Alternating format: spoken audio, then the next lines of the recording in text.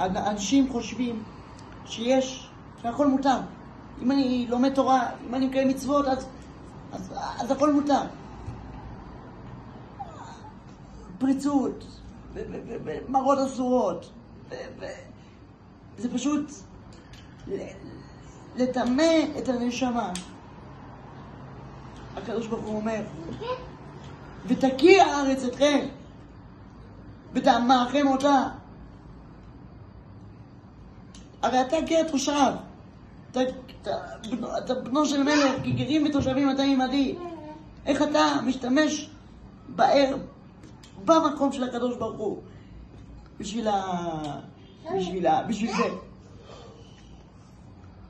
אדם שהוא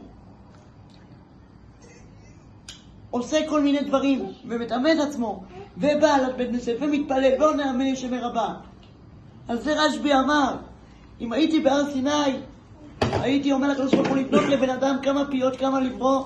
2 פיות. עכשיו יש לו פה אחד ומשתמש גם לדברי תורה וגם לדברי חולין. רשב"י בזוהר אומר שכל התורה שלו וכל המצוות שלו וכל הזה עולות למעלה ונעצרות במלאכי החבלה. אדם שממשיך, זה דברי הרשב"י בזוהר הקדוש בחלק ב', שאדם שלא שומר על הפה שלו ולא שומר